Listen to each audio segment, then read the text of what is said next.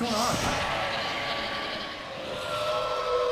People love being scared. They love being spooked, they love being dragged, and most of all, they love being chased. It's why it's one of the most defining mechanics of any horror game since the guy with the scissors in Clock Tower back in 1995. Survival horror is probably my favorite genre, despite not handling scary games all that well. This is so horrible. I'm having such a horrible time. I'm having a bad time. F*** off. It's the thrill of being able to push through harrowing odds that really just gets my blood pumping, or coming around a corner and seeing this guy ready to clobber you. F*** off. It shouldn't be fun, and yet for some reason, our brains tell me and many, many others that we just can't seem to get enough of it. And I want to know why. Why do we like being chased?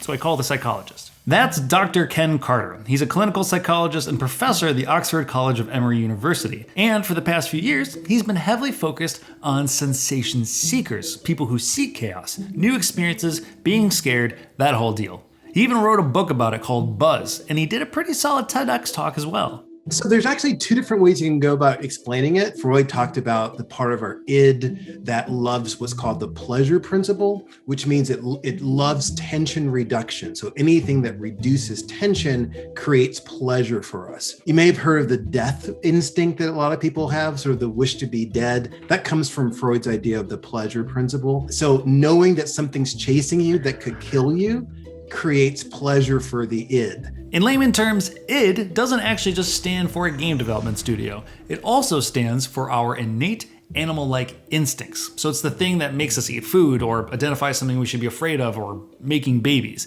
So to be chased or to be chasing something feeds into that rawest form of just acting on pure impulse. The other side of Freud's theory is the death instinct, which is the idea that people enjoy experiencing near death without actually dying. So think about people who enjoy roller coasters or go bungee jumping, or to tie it back to games, being chased by a dude in a fedora or a tall lady, but with a screen between you and the danger of it actually happening. The Freud theory is one way of explaining it. The other is the scientific way, or more simply, chemicals. And so we have these two different chemicals in our body that sort of regulate stress. One's called cortisol, which is sort of a stress hormone that revs up our body. And the other one's called dopamine. And dopamine is important for creating pleasure. So when we're being chased, we create lots of cortisol and lots of dopamine. And depending upon that balance of cortisol and dopamine, being chased can be really exciting and fun because it creates that biological sense of pleasure. So if things like scary games stress you out, well, it's because your brain produces a lot of cortisol, which causes that tensing up sort of stressful feeling. And also another perfect explanation as to why I reacted the way I did to Five Nights at Freddy's VR. Can I?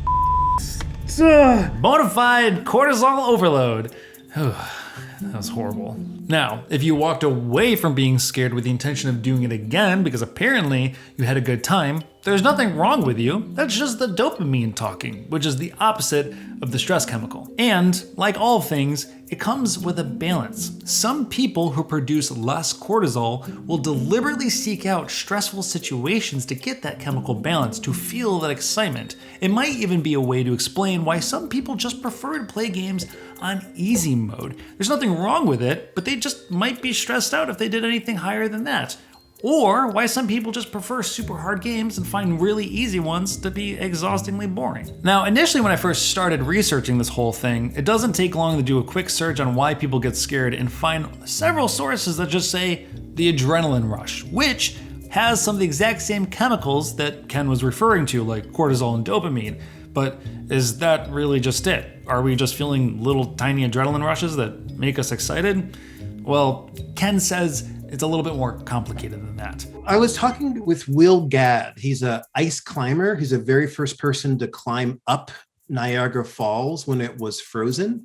And he said that adrenaline is a lousy drug because it's linked with that cortisol. Like he said, if I just wanted adrenaline, I would just run back and forth in the street. The adrenaline sort of gets in the way of you being able to do really detailed stuff because it's linked with that sort of fight, flee, or freeze response that people experience. It's why you can't push the right buttons to be able to escape things in those games. And so the right amount of sort of calmness in chaos in order to experience that pleasure is probably what more people are about than just their sort of heart beating and feeling stressed out. It's more complex than just being an adrenaline junkie. And the funny thing is that a lot of those high sensation seekers produce less adrenaline than average and low sensation seekers because their body doesn't identify those things as being dangerous and stressful. And so they're just experiencing that dopamine, that sense of pleasure, which is sort of what they're after in the first place. Clearly, I don't like being scared in games, but I do like the ability to fight back if I'm terrified. If I have no means of protecting myself, my cortisol goes into overdrive and my dopamine puffs into a smoke and I lock all up. In a way, Mr. X and Lady Dimitrescu are kind of like embodiments of cortisol. And me having an arsenal or gun kind of represents that dopamine to level it all out. The fight is vital to the chase. It's the opportunity to possibly overcome something terrifying. Or, as Ken puts it, because he's like smart and educated, emotional regulation. You have to be able to control your emotions in order to do well in the game. It's not just sort of running away and avoiding stuff. You have to sort of know what's in your arsenal, how to use it, how much health you have left. And if you just get swept up into the chaos of the fear, then you're not going to do well.